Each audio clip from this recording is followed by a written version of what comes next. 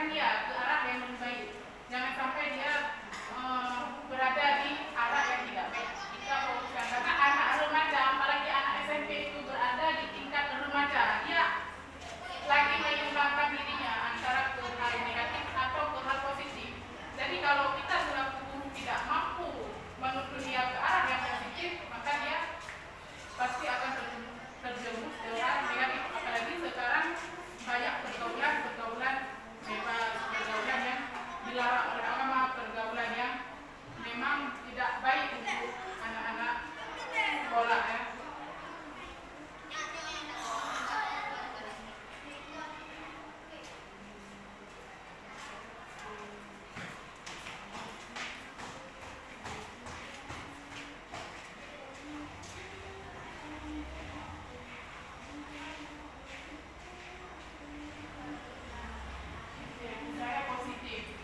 Budaya positif, tujuan pendidikan menurut filosofi KD, budaya positif di sekolah merupakan nilai-nilai dan kebiasaan di sekolah yang berpihak pada murid agar mereka dapat berkembang menjadi pribadi yang baik, kritis, memiliki rasa hormat dan saling menghargai, penuh tanggung jawab sesuai profil belajar Pancasila.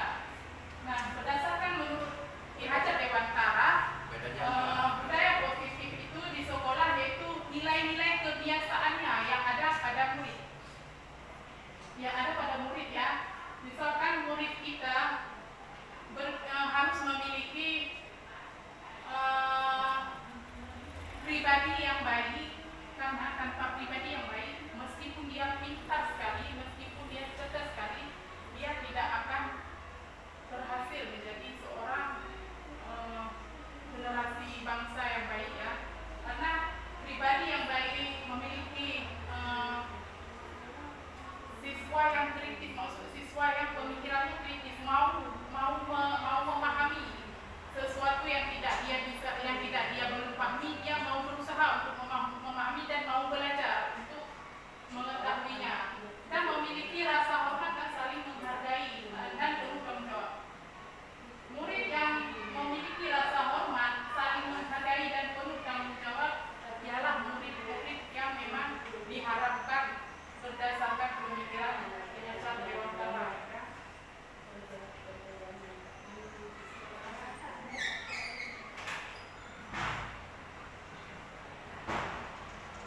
Konsep utama budaya positif yaitu yang pertama perubahan paradigma belajar, disiplin positif, kebutuhan dasar manusia, motivasi perilaku manusia, posisi kontrol guru, keyakinan kelas, dan segitiga restitusi.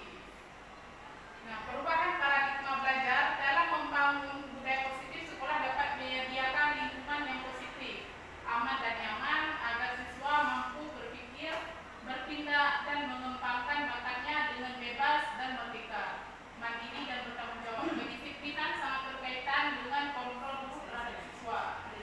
Perubahan paradigma belajar dalam membangun budaya positif di sekolah, dia harus ada lingkungan yang positif. Maksud lingkungan yang positif, lingkungan yang tidak menekan murid. Kita misalkan murid, kalau misalkan diri kita ya, misalkan diri kita berada di posisi murid itu, kalau kita ditekan, dipaksa harus sesuai yang guru itu inginkan. Misalkan guru itu memberi sebuah materi pelajaran, harus bisa dia tekan, padahal dia tidak memahami apa yang guru itu jelaskan, tapi ditekan, kamu harus belajar, kamu harus bisa, dipaksa. Itu merupakan paradigma belajar yang tidak berdasarkan pemikiran Ki Hajar Dewantara ya.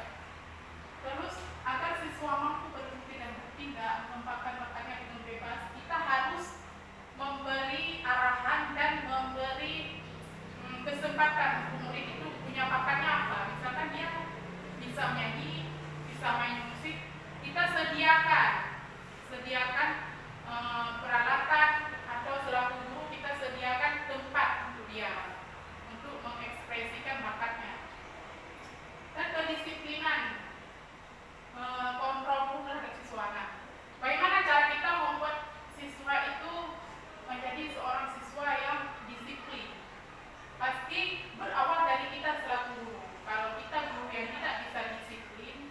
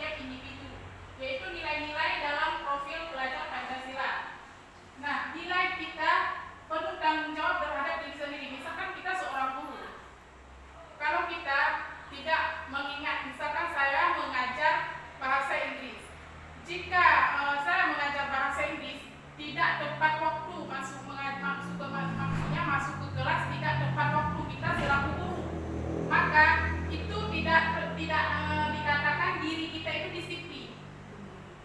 Tapi dengan kita, misalkan tugas kita seorang guru mengajar jam berapa sampai jam berapa, jika kita tepat waktunya melakukan itu, berarti diri sendiri kita itu sudah disiplin, yaitu kita sudah mampu mengontrol diri kita dan bertanggung jawab terhadap tugas kita. Nah, selanjutnya itu tentang kebutuhan dasar manusia. Manusia adalah makhluk biologis yang memiliki sifat dasar menjaga keberlanjutan spesiesnya seperti genetik karena memiliki raga yang dapat melakukan aktivitas fisik, tumbuh dan berkembang memerlukan makanan. Berkembang biak dan lain sebagainya. Hakikat manusia sebagai makhluk biologis dapat berakhir dan mengalami kematian. Manusia tidak tercipta begitu saja. Ia dibekali oleh Allah Subhanahu wa taala dengan pikiran dan akal sehat serta jiwa raga yang sempurna. Nah, kita memiliki kebutuhan dasar manusia, yaitu biasanya kita memiliki yang kita butuhkan sebagai kita, yaitu membutuhkan makanan. Tanpa makanan kita tidak akan bisa hidup. Dan yang kedua, membutuhkan kasih sayang. Tanpa kasih sayang kita juga tidak akan bisa sempurna hidup. Dan seterusnya, kita juga memiliki akar pikiran, dan kita dengan menggunakan akar pikiran kita, maka kita akan terselamatkan dan bisa hidup sesuai dengan kehidupan kita sebagai manusia. Nah, 5 kebutuhan dasar manusia ya. Pada dasarnya terdapat 5 kebutuhan dasar manusia, yaitu kebutuhan untuk bertahan hidup. Nah, yang kedua, kebutuhan untuk diterima, kebebasan, kesenangan, kekuasaan atau penguasaan atau the power ya. Kebutuhan untuk bertahan hidup, yaitu dengan cara kita harus punya makanan, asupan, gizi dan sebagainya. Dan kebutuhan untuk diterima, yaitu kasih sayang. Jika murid kita di sekolah tanpa kasih sayang, tanpa dengan kita membentak-bentak, memarahi tanpa kasih sayang, tidak akan pernah terselesaikan. Dia tidak akan pernah bisa hidup dia damai, tentram, tidak akan ya, jika kita tidak mengasihinya ya. Dan selanjutnya itu kebebasan. Kita memberi kebebasan kepada murid kita tanpa menekan, tanpa memaksa. Dan kesenangan, jangan membuat mereka dengan belajar dengan kita menjadi mereka tertekan, susah, tidak bahagia, tapi hidup mereka butuh juga kesenangan. Kekuasaan atau penguasaan. Kekuasaan, dia pantas jika mengatakan tidak suka dengan seorang guru itu. Ibu, saya tidak suka dengan cara ibu mengajar. Ibu terlalu mengekang. Itu harus ya, itu seorang murid harus mengungkapkan kata-kata itu. Jangan kita ke dia mengatakan gini, kamu kok kata-katain saya, emang kamu siapa? Dasar murid tidak punya tanggung jawab, maksudnya tidak tahu diri. Sampai seperti itu kita mengatakan, itu namanya membuat dia tidak memiliki kekuasaan atau penguasaan dirinya. The powernya itu tidak diterima oleh guru itu. Itu tidak diperbolehkan kita selaku seorang guru. Berarti kita harus menerima segala kritikan dari murid kita. Berarti kekuasaan penguasa itu juga merupakan sebuah kritikan atau membuat kita membangun menjadi lebih baik jika dikritik oleh murid kita.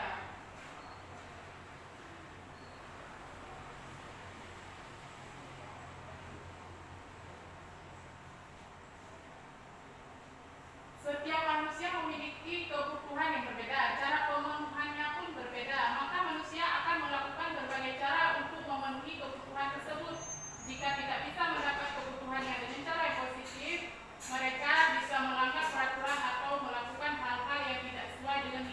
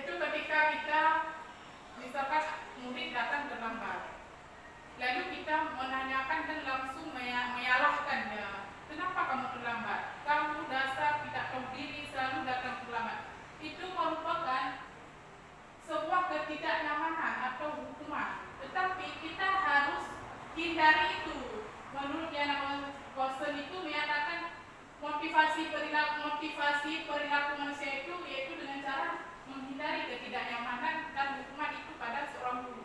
Kita seorang guru tidak boleh menghukumnya, harus menghindari ya.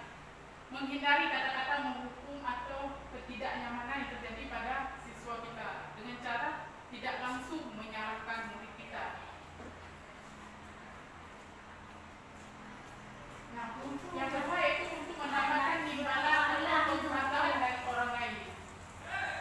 Di sini orang berperilaku untuk mendapatkan imbalan atau penghargaan dari orang lain. Orang dengan motivasi ini akan bertanya, apa yang akan saya dapatkan apabila saya melakukannya? Mereka melakukan sebuah tindakan untuk mendapat pujian dari orang lain yang menurut mereka penting dan mereka letakkan dalam dunia berkualitas mereka. Mereka juga melakukan sesuatu untuk mendapatkan hadiah, pengakuan atau imbalan. Motivasi juga bersifat eksternal. Nah, di sini perilaku manusia banyak sekali yang kita lihat ya. Ketika melakukan sesuatu hanya mengharapkan imbalan atau hadiah. Sedangkan yang dia lakukan itu bukan sesuatu hal yang memang misalkan siswa kita mengerjakan tugas, mengerjakan segala sesuatu itu mengharapkan hadiah. Padahal itu tugasnya mereka sendiri, bukan mengharapkan. Tapi itulah motivasi dalam diri, sifat dalam diri manusia ya. Segala sesuatu itu jika ada hadiah maka mereka akan merasa termotivasi. Yang ketiga yaitu untuk menjadi orang yang mereka inginkan dan menghargai diri dengan nilai-nilai yang mereka percaya. Orang dengan motivasi ini akan bertanya, akan menjadi orang yang seperti apabila saya melakukannya. Mereka melakukan sesuatu karena nilai-nilai mereka yakini dan hargai, dan mereka melakukannya karena mereka ingin menjadi orang yang melakukan nilai-nilai yang mereka yakini tersebut. Ini adalah motivasi yang membuat seorang memiliki disiplin positif karena motivasinya berperilaku bersifat internal bukan eksternal. Nah, di sini orang yang perilakunya bersifat internal itu orang dengan motivasi bertanya ya pada orang yang seperti apabila saya melakukannya, bertanya. Mereka misalnya sebelum melakukan sesuatu mereka bertanya. Jika mereka melakukan kesalahan, mereka bertanya, apakah yang saya buat ini apakah benar? Apakah salah? Dia bertanya tentang diri dia secara duduk, misalkan merenungnya dulu. Apakah tadi yang saya lakukan, saya datang terlambat, saya sebagai guru saya datang terlambat. Apakah saya lakukan ini, apakah saya ini benar dengan perlakuan, dengan tingkah laku saya ini tidak mematuhi peraturan sekolah, datang terlambat selaku guru, apakah saya ini benar? Nah, inilah yang kita menghargai, itu menghargai diri dan nilai-nilai yang ada pada diri kita. Terkadang kita harus bertindak yang tidak sesuai dengan hati nurani kita. Misalnya kita sebagai seorang guru dengan gampangnya mengambil tindakan dan keputusan terhadap murid kita tanpa terlebih dahulu menelusuri sebab akibatnya murid tersebut melakukan perbuatan yang menurut kita menyalahi nilai-nilai kebajikan. Nah, di sini kita selaku guru, jika ada murid kita yang melakukan kesalahan, kita tidak boleh langsung mengatakan kepada dia, kamu salah nak, kamu selalu bikin salah, bikin gaduh, tidak mematuhi peraturan. Jangan langsung mengatakan seperti itu, tapi kita harus mencari dulu apa penyebabnya dia melakukan hal itu. Mungkin dia ada penyebabnya dengan keluarganya.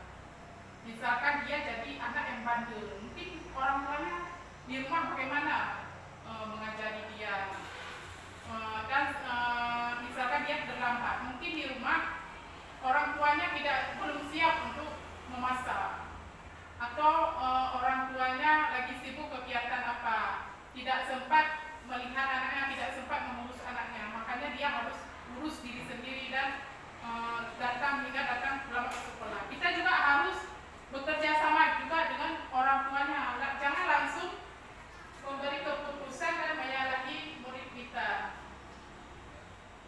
Nah, di sini ada hukuman dan sanksi dan konsekuensi ya. Jadi hukuman, sanksi dan konsekuensi itu berbeda ya. Jadi di sini kita jelaskan hukuman adalah hal yang bersifat tidak terencana atau tiba-tiba. Murid tidak tahu apa yang akan terjadi dan tidak dilibatkan. Hukuman bersifat satu arah dari pihak guru yang memberikan dan murid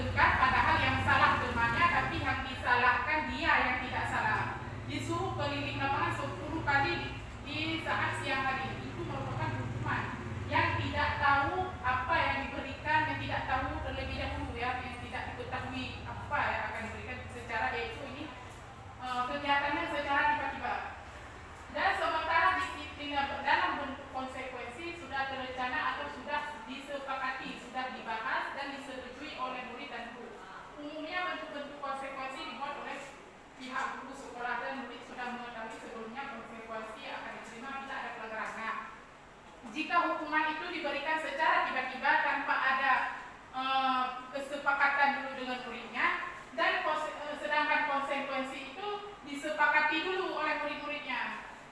Misalkan di dalam kelas kita buat kesepakatan dulu dengan murid. Nah, di dalam kelas jika ada murid yang datangnya yang masuk ke dalam kelas, misalkan harus rapi, harus tidak boleh buang sampah sembarangan. Ada konsekuensinya jika buang sampah sembarangan. Konsekuensinya apa? Harus membersihkan semua yang ada di dalam kelas itu. Jika ada debu-debu harus dia sapu. Itu konsekuensinya. Itu bukan hukuman ya, tapi konsekuensi. Kita tanya dulu kepada murid kita, bagaimana anak-anak, apakah konsekuensi yang telah kita sepakati ini kita setujui? Misalkan jika anak-anak sudah setuju, berarti kamu bersedia kan? Jika kamu buang sampah sembarangan, kamu harus harus melakukan konsekuensi itu.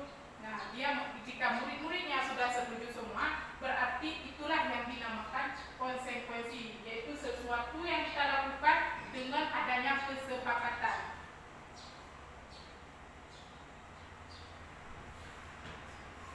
Konsekuensi biasa diberikan berdasarkan suatu data yang umumnya dapat diukur. Misalnya setelah 3 kali tugasnya tidak diselesaikan pada batas waktu yang diberikan, atau murid melakukan kegiatan di luar kegiatan pembelajaran, misalnya mengobrol, maka murid tersebut akan kehilangan waktu bermain dan harus menyelesaikan tugas karena ketinggalannya.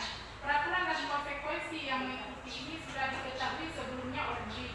Sikap murid ini senantiasa memonitor murid. Nah, jika kita sudah menyepakati konsekuensi apa yang akan kita berikan kepada murid kita jika melanggar konsekuensi itu, kita itu harus memonitor ya, harus mengontrol, harus melihat. Jangan setelah kita melakukan kesepakatan konsekuensi itu, kita misalkan dia buang sampah, itu kita tidak akan memberi konsekuensi. Kita hanya yaudah buang sampah silakan, saya nggak peduli. Padahal kita sudah membuat kesepakatan konsekuensi itu. Jadi kita setelah melakukan itu, kita harus senantiasa ya memonitor murid, harus tetap mengontrol.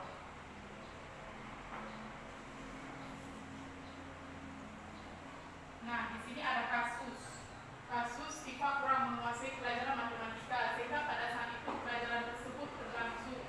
Dia lebih banyak terdiam diri atau menggambar di buku pelajaran. Kan banyak kita lihat murid-murid, misalkan kita beri tugas apa, dia padahal cuma mencoret-coret buku, cuma menggambar-gambar yang tidak penting. Pada saat guru matematikanya Pak Seno menanyakan pertanyaan, Iva menjadi buku dan tidak sengaja menjatuhkan tasnya dari kursi, serta tiba-tiba menjadi gagap pada saat berupaya menjawab. Seluruh kelas pun tertawa melihat perilaku Iva yang bicara tergagap dan terkejut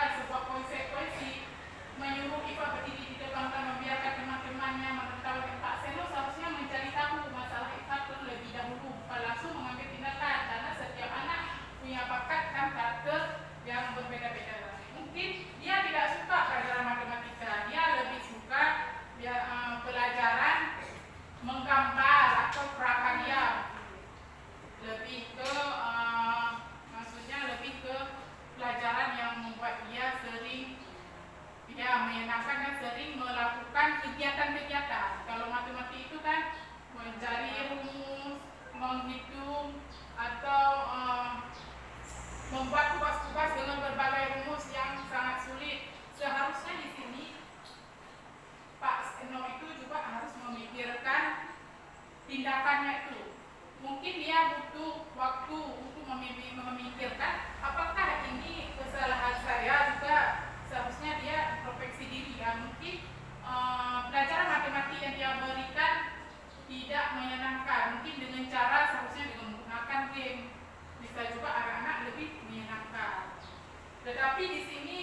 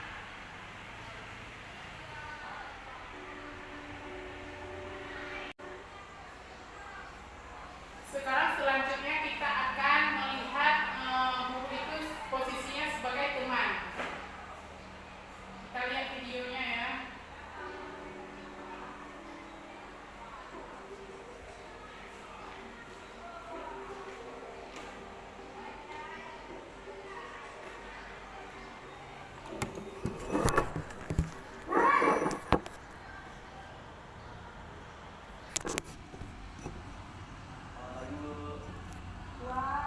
sudah jam berapa ini, Nak? Terlambat lagi ya saya. Iya Bu, habis tunggu saya lupa bawa motor saya Bu. Kamu malah menyalahkan ibu kamu. Kamu bukannya anak yang larinya paling kencang. Kok terlambat sih?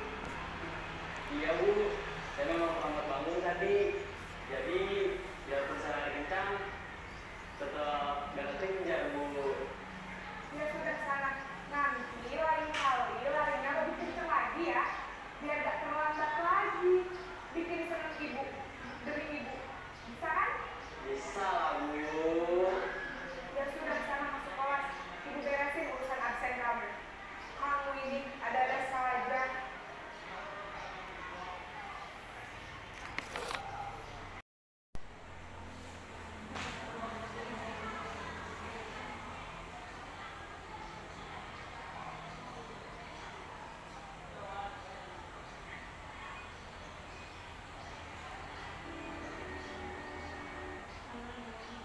Nah, selanjutnya kita akan melihat video posisi guru sebagai pemantau atau monitor.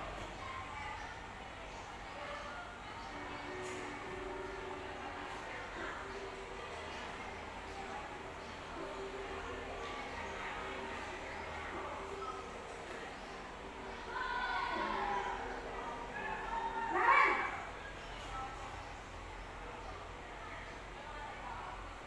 Selamat pagi Bu. Naren, apa peraturan sekolah kita tentang jam berapa kita harus masuk sekolah, Nak? Kita harus di sekolah jam 7 Bu. Iya betul, sekarang sudah jam 7. Naren sudah tahu konsekuensinya jika terlambat aja. Paham Bu, saya harus tinggal kelas pas jam istirahat selama 20 menit. Iya benar, konsekuensinya demikian. Jadi nanti jam 9.30 pas istirahat, kamu harus tinggal di kelas, kerjakan tugas tambahan untuk ketinggalan kamu, ya? Baik Bu.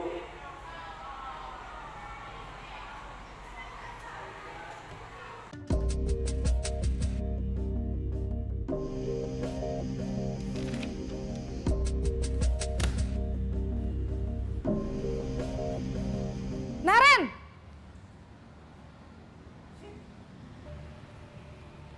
Selamat pagi, Bu. Selamat pagi, Naren. Maaf, Bu. Saya terlambat. Iya, sekolah masuknya jam 7, sekarang sudah jam 7.20. Jadi sekarang bagaimana ini, Naren? Maaf, Bu. Saya lupa setel alarm saya semalam. Baiklah, menurut kamu, keyakinan sekolah yang mana yang perlu kamu tingkatkan? Menghargai diri sendiri dan orang lain mungkin ya, Bu. Setuju. Jadi, apakah Naren meyakini prinsip saling menghormati tersebut? Iya, Bu. Saya meyakininya. Apakah Naren bersedia memperbaiki masalah keterlambatan ini? Bersedia, Bu. Bagaimana kamu akan perbaiki masalah keterlambatan ini? Saya akan coba untuk tidak lupa menyetel alarm saya, Bu. Baik, kalau Naren lupa menyetel alarm di rumah, ada orang yang kira-kira bisa bantu mengingatkan tidak? Ada, Bu. Kakak saya, Kak Ema. Ada lagi selain Kak Ema? Selain Kak Ema, ada ibu saya.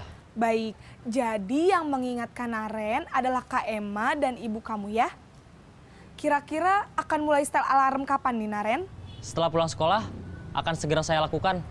Baik, jadi Naren akan setel alarm untuk bangun besok pagi dan akan diingatkan oleh kakak dan ibunda Naren ya. Ada lagi yang mungkin perlu dilakukan, Naren? Agar tidak terlambat bangun lagi. Tidak ada, Bu. Baik, Naren.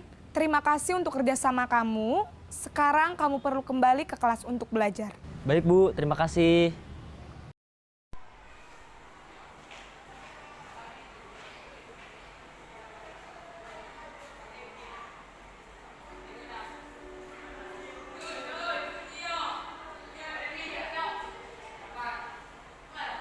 Nah, demikianlah posisi kontrol sebagai guru untuk kita terapkan di sekolah.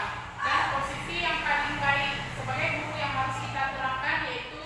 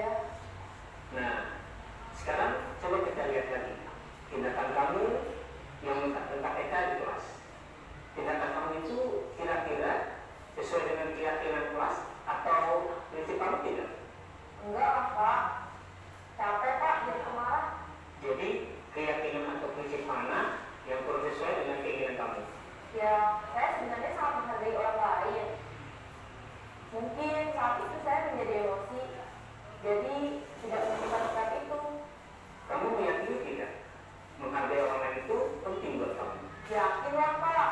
Iya, setuju. Kita harus saling menghargai.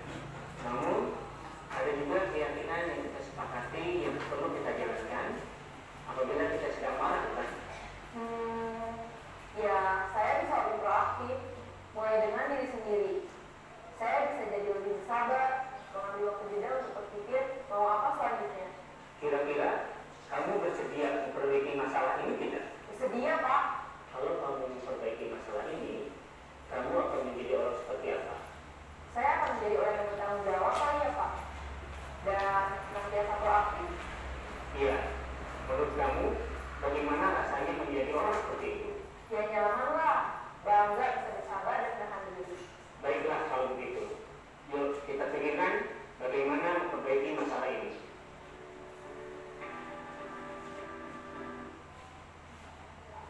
Nah, di sini adalah contoh.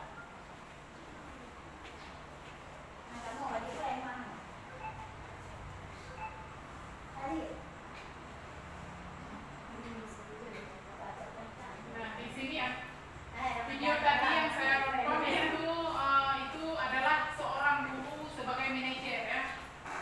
Dia bisa memecahkan masalah yang terjadi pada muridnya dan tidak langsung memutuskan hukuman terhadap murid tersebut. Nah, posisi kontrol yang kita lakukan selama ini yaitu sebagai penghukum yang pertama ya. Sering ya kita hukum anak-anak kita.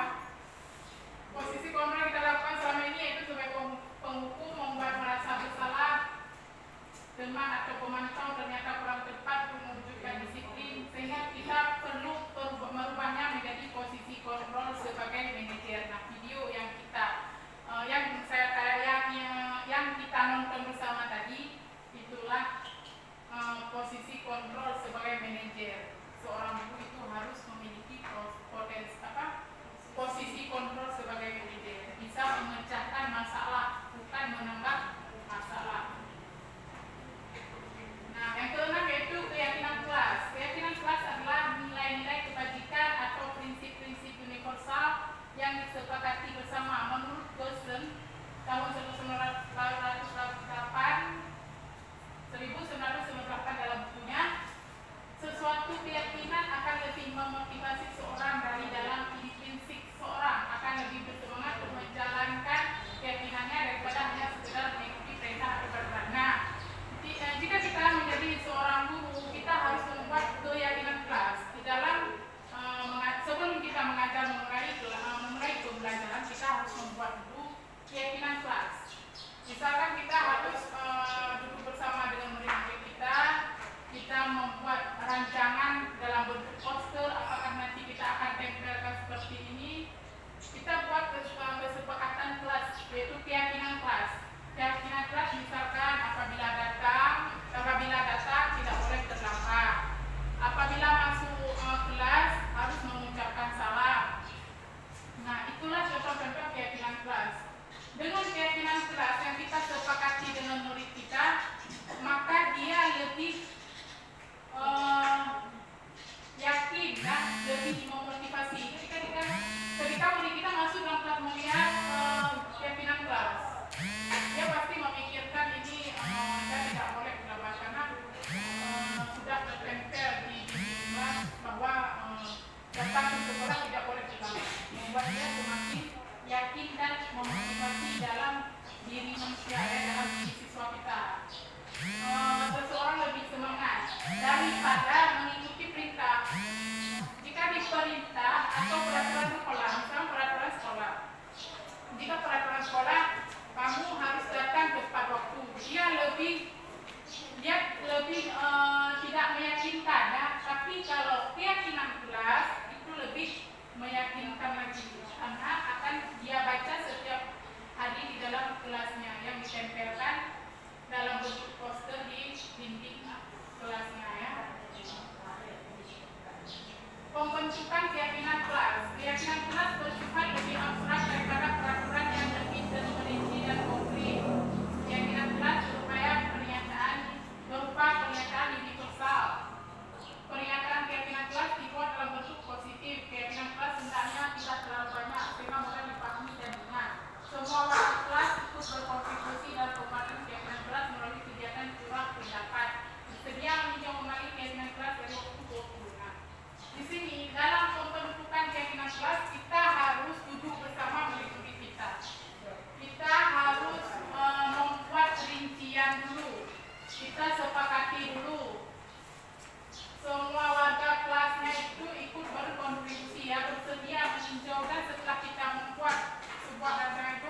harus tinjau kembali apa yang telah dia buat, apa yang telah murid kita buat untuk keyakinan kelasnya. Setelah ditinjau dan sudah merupakan suatu kesepakatan ini sudah benar, berarti sudah boleh kita tempelkan di dinding kelas. Maka semuanya harus bersedia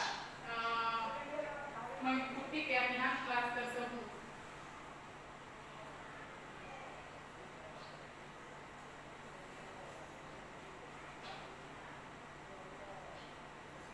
Nah, di sini ada dokumentasi sosialisasi keyakinan kelas. Yang ketujuh yaitu segitiga restitusi ya. Segitiga restitusi itu proses menciptakan kondisi bagi murid untuk memperbaiki kesalahan mereka sehingga mereka bisa kembali pada kelompok mereka dengan karakter yang lebih kuat. Melalui restitusi, guru dapat membantu murid menjadi lebih memiliki tujuan, disiplin positif, serta memulihkan dirinya setelah berbuat salah. Membantu murid untuk jujur pada diri sendiri dan mengevaluasi dampak dari kesalahan yang dilakukan, memberikan penawaran bukan paksaan. Nah, setelah kita melakukan segitiga restitusi itu, proses mencipta kondisi murid itu memperbaiki kesalahannya dan memberi penawaran bukan paksaan. Nah, kita menawarkan apa yang akan kamu lakukan jika kesalahan itu terulang kembali, dan apabila kesalahan itu tidak kamu ulangi lagi, apa yang akan, dengan cara apa kamu perbaiki. Makanya kita memberikan penawaran bukan paksaan, tapi dia tawar sendiri kesalahan-kesalahan itu diperbaiki melalui apa ya.